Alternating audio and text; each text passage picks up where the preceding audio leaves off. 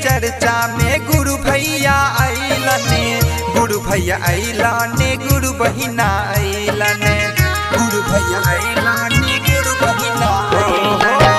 शिव के चर्चा में गुरु भैया अइलने, गुरु भैया अइलने, गुरु बहिना अइलने, गुरु बहिना अइलने।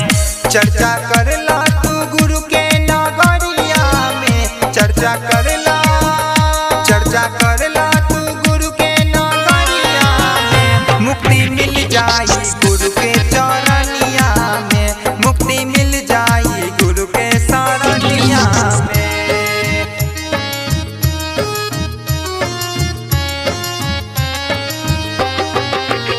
मुक्ति मिल जाई गुरु के शरणिया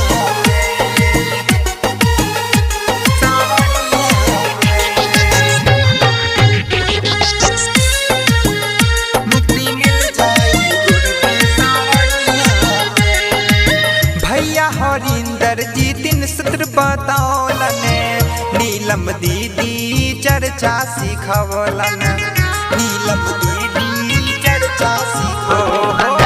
भैया हरिंदर जी 3 सूत्र बतौलने, नीलम दीदी चर्चा सिखवलन। चर्चा करला तू दिन दोपहरिया में, चर्चा करला, चर्चा करला चरनिया में। मुक्ति मिल जाई गुरु के शरणिया में। मुक्ति मिल जाई गुरु के शरणिया में।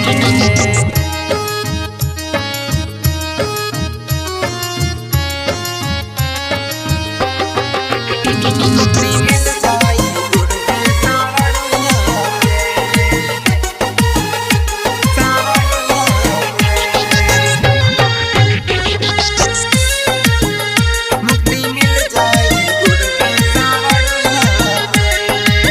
पहिला में दया मांगब, दूसरा में चर्चा, शिव के चर्चा में लागी न खर्चा, शिव के चर्चा में लागी न खर्चा।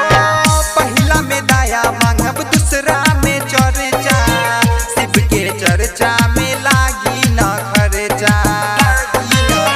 तेसरा में नमन पर नम करब हम, तेसरा